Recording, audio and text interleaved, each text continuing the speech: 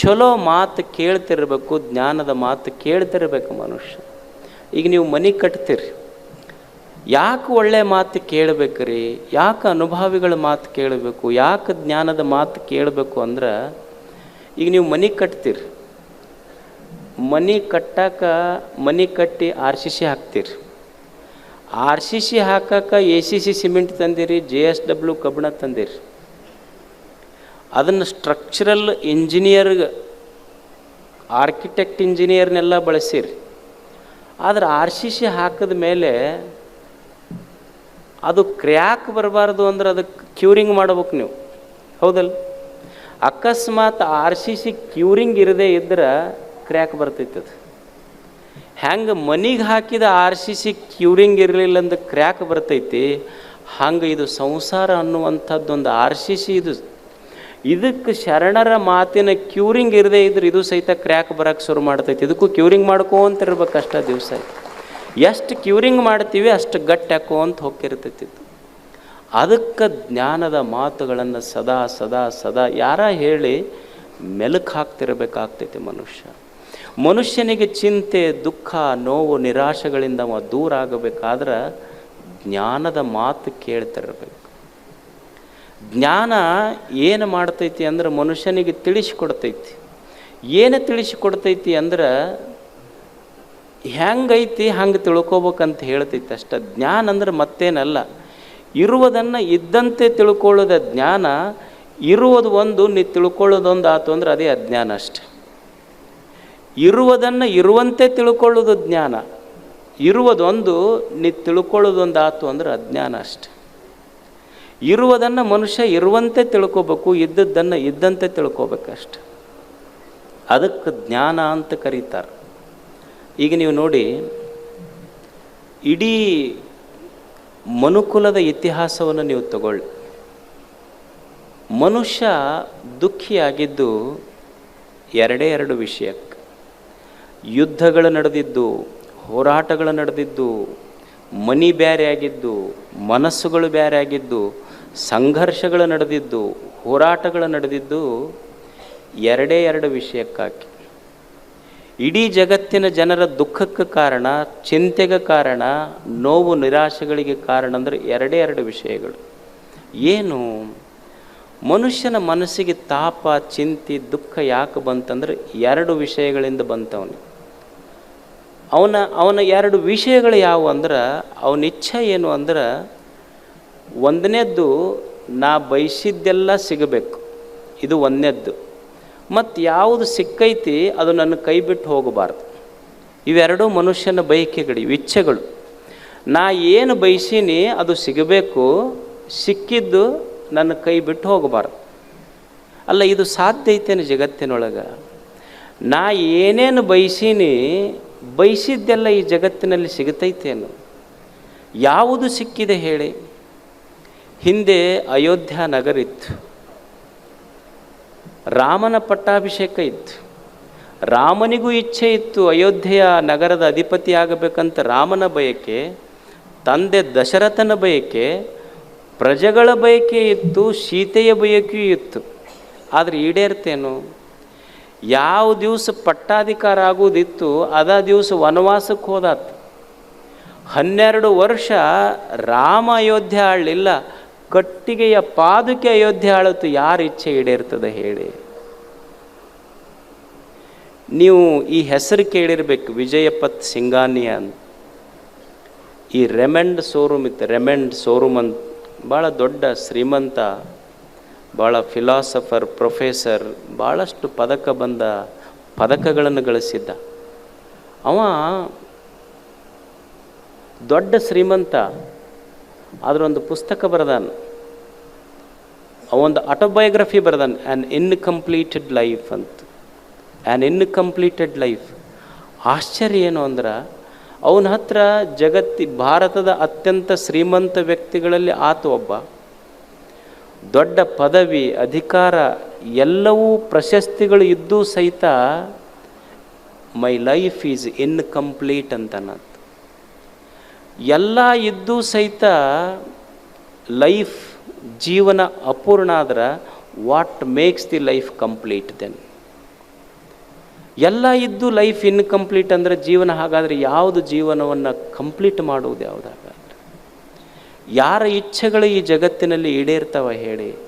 ನಮ್ಮ ಬಯಕೆ ಏನಿದೆ ಎಲ್ಲವೂ ನಾ ಅನ್ಕೊಂಡಂಗೆ ಆಗಬೇಕು, ನಾ ಬಯಸಿದ್ದೆಲ್ಲ ಈಡೇರಬೇಕು, ನಾ ಬಯಸಿದಂಗೆ ನಡಿಬೇಕು ಅಂತ. ನಾ ಬಯಸಿದಂಗೆ ನಡಿಬೇಕು, ನಾ ಬಯಸಿದ್ದೆಲ್ಲ ದೊರಕಬೇಕು ಮತ್ತು ದೊರಕಿದ್ದು ನನ್ನ ಕೈ ಬಿಟ್ಟು ಹೋಗಬಾರ್ದು. ಇದು ಮನುಷ್ಯನ ಇಚ್ಛೆ.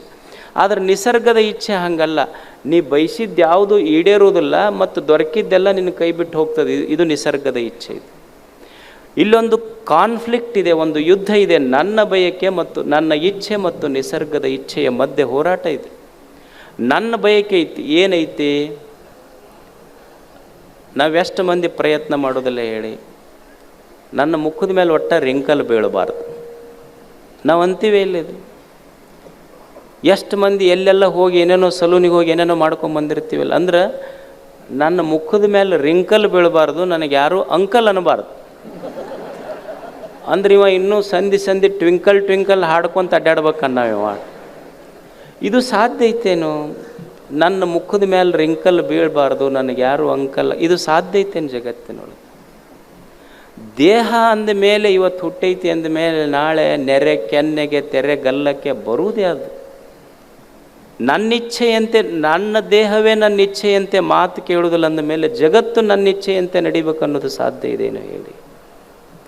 ನಾನು ಬಯಸಿದಂತೆ ನನ್ನ ದೇಹವೇ ನನ್ನ ಮಾತು ಕೇಳುವುದಿಲ್ಲ ಅಂದ ಮೇಲೆ ಜಗತ್ತು ನನ್ನ ಮಾತು ಕೇಳ್ತೈತೇನು? ಈಗ ಅತ್ತಿರ್ತಾಳೆ, ಆಕೆಯ ಬಯಕೆ ಏನು ಅಂದ್ರೆ, ಮಗನ ಲಗ್ನ ಮಾಡ್ತೀನಿ, ಸೊಸಿ ಬರ್ತಾಳೆ, ಎಲ್ಲ ಬಿಸಿ ರೊಟ್ಟಿ ಚಪಾತಿ ಮಾಡಿ ಕೊಡ್ತಾಳೆ, ನಾ ಆರಾಮ್ ಟಿ ವಿ ನೋಡ್ಕೊಂತ ಕುಂದಿರ್ಬೇಕಂತ. ಯಾವ ಅತ್ತಿಗೆ ಅಪೇಕ್ಷೆ ಇಲ್ಲ ಜಗತ್ತಿನ? ಈ ಅಪೇಕ್ಷೆ ಇಲ್ಲಾರ್ದ ಅತ್ತಿ ಯಾರಾದರೂ ಅದಾರ? ಅಥವಾ ಈ ಅಪೇಕ್ಷೆ ಇಲ್ಲಾರ್ದ ಅತ್ತಿ ಇದ್ದಿದ್ದೇ ಆದ್ರೆ ಅತ್ತಿ ಅನ್ನೋ ಶಬ್ದಕ್ಕೆ ಮೌಲ್ಯನೇ ಕಳ್ಕೊಂಡ್ಬಿಡ್ತೈತೆ. ಯಾವ ಅತ್ತಿಗೆ ಅಪೇಕ್ಷೆ ಇಲ್ಲ? ಮದುವೆ ಆದಮೇಲೆ ಸೊಸಿ ಬರಬೇಕು, ಬಿಸಿದು ಮಾಡಿ ಕೊಡಬೇಕು. ಯಾರಿಗೆ ಅಪೇಕ್ಷೆ ಇಲ್ಲ? ಕನ್ಯಾ ನೋಡಿ ಬಂದರು, ಸೊಸಿ ಮದುವೆ ಆಯ್ತು, ಸೊಸಿ ಬಂದ್ಲು, ಅತ್ತಿ ಕೇಳಿದ್ಲು ಏನೇನು ಬರ್ತೈತಿ? ಎಲ್ಲ ಬರ್ತೈತಿ. ಏನು ಬರ್ತೈತಿ? ಇಡ್ಲಿ ಬರ್ತೈತಿ, ದೋಸೆ ಬರ್ತೈತಿ, ಪುರಿ ಬರ್ತೈತಿ, ಎಲ್ಲ ಬರ್ತೈತಿ ಅನ್ನನ್ಲತ್ತಿ. ಎಲ್ಲ ಬರ್ತೈತಿ. ಹೋಟೆಲ್ದಾಗ ಆರ್ಡ್ರ್ ಕೊಟ್ರ ಅನ್ಲಕ್ಕೆ. ಹೋಟೆಲ್ದಾಗ ಆರ್ಡ್ರ್ ಕೊಟ್ರೆ ಇದೆಲ್ಲ ಬರ್ತೈತಿ. ಇದು ಯಾರ ಇಚ್ಛೆಗಳು ಪೂರೈಕೆ ಆಗ್ಯಾವ ಹೇಳಿ? ಇಲ್ಲೆಲ್ಲ ಯಾವ ತಂದೆಗೆ ಮಗನ ಮೇಲೆ ಇಚ್ಛೆ ಇಲ್ಲ ನನ್ನ ಮಗ ನನಗೆ ಜೋಪಾನ ಮಾಡ್ತಾನ ಅಂತ? ಯಾರು ಬಯಸ್ಲಿಕ್ಕಿಲ್ಲ ಹೇಳಿ? ಎಷ್ಟು ಮಂದಿ ತಂದೆಗಳ ಇಚ್ಛೆಗಳು ಬಯಸಬಾರ್ದಂತಲ್ಲ, ತಿಳ್ಕೊಬೇಕಾದದ್ದೇನು, ಒಟ್ಟ ಬಯಸಬಾರ್ದೇನ್ರಿ? ಹಂಗಿದ್ರ ಬಯಸಬಾರ್ದಂತಲ್ಲ, ಬಯಸಿದ್ದೆಲ್ಲ ಈಡೇರೋದಿಲ್ಲ ಅಂತ ತಿಳ್ಕೊಂಡು ಬಯಸಬೇಕಷ್ಟೇ. ಇದು ತತ್ವಜ್ಞಾನ ಮನುಷ್ಯನದು. ಬಯಸಬಾರ್ದಂತಲ್ಲ, ಬಯಸಿದ್ದೆಲ್ಲ ಈಡೇರೋದಿಲ್ಲ ಅಂತ ತಿಳ್ಕೊಳ್ಳೋದಷ್ಟೇ. ಈಗ ತಂದಿರ್ತಾನೆ, ಮಗನ ಮೇಲೆ ಎಷ್ಟು ಜೀವ ಇರ್ತಾನೆ ನೀವು ನೋಡ್ರಿ. ಸಣ್ಣ ಹುಡುಗರಿದ್ದಾಗ ಇವ ಮಕ್ಕೊಂಡಿರ್ತಾನ, ಸಣ್ಣ ಮಗು ಅವನ ಮೇಲೆ ಅಂಬೆಗಾಲು ಇಟ್ಕೊಂಡು ಬರ್ತಿರ್ತೈತಿ, ಎದಿ ಮೇಲೆ ಆಡ್ತಿರ್ತಾವಿಲ್ಲ ಹುಡುಗರು. ಸಣ್ಣ ಮಕ್ಕಳು ಹಿಂಗೆ ಆಡೋದು ನೋಡಿ ಅಪ್ಪ ಏನು ಮಾಡ್ತಿರ್ತಾನಂದ್ರೆ ವಿಡಿಯೋ ಮಾಡ್ತಿರ್ತಾನೆ. ನಾವು ವಿಡಿಯೋ ಮಾಡಿ ತಮ್ಮ ಫ್ರೆಂಡ್ಸಿಗೆಲ್ಲ ವ್ಯಾಟ್ಸಪ್ ಗ್ರೂಪಿಗೆ ಹಾಕಿ ನಮ್ಮ ಚಿನ್ನನ ವಿಡಿಯೋ ಇದು ಅಂತ ಬಿಡ್ತಿರ್ತಾನೆ. ಮಗ ಸಣ್ಣ ಹುಡುಗಿದ್ದಾಗ ಎದಿ ಮೇಲೆ ಅಂಬೆಗಿಲ್ಲಿ ಇಟ್ಟು ಆಡುವಾಗ ನಮ್ಮ ಚಿನ್ನನ ವಿಡಿಯೋ ಅಂತ ಬಿಡ್ತಿರ್ತಾನ. ಅವ ಮುಂದೆ ದೊಡ್ಡವಾಗಿ ಎದಿ ಮೇಲೆ ಕಾಲು ಕೊಡು ನೀ ಆಸ್ತಿಗೆ ಸಹಿ ಮಾಡಂತಿರ್ತಾನೆ. ಮತ್ತು ಅವತ್ತು ವಿಡಿಯೋ ಮಾಡಿ ಬಿಡ್ಬೇಕಪ್ಪ ನಮ್ಮ ಚಿನ್ನನ ವಿಡಿಯೋ ನೋಡ್ರಿ ಅಂತ ಕಂಪ್ಲೇಂಟ್ ಯಾಕೆ ಕೊಡ್ತೀವಿ ಹೇಳವಾಗ? ಖಲೀಲ್ ಜಿಬ್ರಾನ್ ಹೇಳ್ತಾನೆ, your childrens are not your children, they have come through you but not from you. ನಿನ್ನ ಮಕ್ಕಳು ನಿನ್ನ ಮುಖಾಂತರ ಬಂದವರೇ ಹೊರತು ನಿನ್ನಿಂದ ಬಂದವರಲ್ಲ. ಯಾವುದೋ ಒಂದು ಶಕ್ತಿ ಈ ಭೂಮಿಗೆ ಅವ್ರಿಗೆ ಕಳಿಸಿದೆ, ನಿನ್ನ ಮುಖಾಂತರ ಅವರು ಈ ಜಗತ್ತಿಗೆ ಬಂದಾರ ಅಷ್ಟೇ. ಮತ್ತು ಹಾಗಿದ್ರೆ ಮಕ್ಕಳು ಜೋಪಾನ ಮಾಡಬಾರ್ದಂತ ಅನ್ಕೋಬೇಕನ್ರಿ? ಅನ್ಕೊಂಡಿರಬೇಕು. ಅನ್ಕೊಂಡಿದ್ದೆಲ್ಲ ಈಡೇರ್ತೈತಿ ಅನ್ನುವ ತಪ್ಪು ಕಲ್ಪನೆಯೊಳಗೆ ಮನುಷ್ಯ ಬದುಕಬಾರ್ದಷ್ಟೇ. ಇದು ತತ್ವಜ್ಞಾನ. ನಾವೇನು ಬಯಸಿದ್ದೆಲ್ಲ ಈಡೇರುವುದಿಲ್ಲ, ಬಯಸಿದ್ದೆಲ್ಲ ಪಡ್ಕೊಳ್ಳಿಕ್ಕಾಗೋದಿಲ್ಲ. ಮತ್ತು ಪಡ್ಕೊಂಡಿದ್ದೆಲ್ಲ ನಾವೇನಂತೀವಿ, ಏನು ಪಡ್ಕೊಂಡಿವಿ ಅದು ನಮ್ಮ ಕೈ ಬಿಟ್ಟು ಹೋಗಬಾರ್ದಂತೀವಿ. ಹಿಂಗಿರ್ತೈತೇನು ಜಗತ್ತಿನೊಳಗೆ? ಅಲೆಕ್ಸಾಂಡರ್ ಮಹಾರಾಜ ಇಡೀ ಜಗತ್ತು ಗೆದ್ದಿದ್ದ. ಗೆದ್ದು ಕೊನೆಗೆ ಹೋಗುವಾಗ ಅವ ಬರೆದ ಕೊನೆಯ ಸಾಲು ಅಂದರೆ I am a poor king of rich kingdom ಅಂತ. I am a poor king of rich kingdom. ಯಾಕಂದ್ರೆ ಹೋಗುವಾಗ ಬರಿಗೈಯಿಂದ ಹೊಂಟಿನೆಲ್ಲ ಈ ಶ್ರೀಮಂತ ದೇಶದ ಬಡವ ದೊರೆ ನಾನು ಅಂತ. ಯಾವುದು ಖಾಯಂ ನನ್ನ ಜೊತೆ ಉಳಿತದೆ ಹೇಳಿ? ಯಾವುದು ಉಳಿಯುವುದಿಲ್ಲ. ಒಂದು ದಿವಸ ಈ ದೇಹವೇ ನನ್ನಿಂದ ದೂರ ಆಗುವಾಗ ನಾನು ಗಳಿಸಿದ ಸಂಪತ್ತು ದೂರ ಆಗ್ತದೆ, ಸಂಬಂಧಗಳು ದೂರ ಆಗ್ತವೆ, ಎಲ್ಲವೂ ಸಹಿತ ಒಂದು ದಿವಸ ಯಾವುದು ನಾನು ಪಡ್ಕೊಂಡಿನಿ ಆ ಜಗತ್ತು ನನ್ನಿಂದ ದೂರ ಹಾಕೋ ಅಂತ ಹೋಗ್ತಿರ್ತದೆ.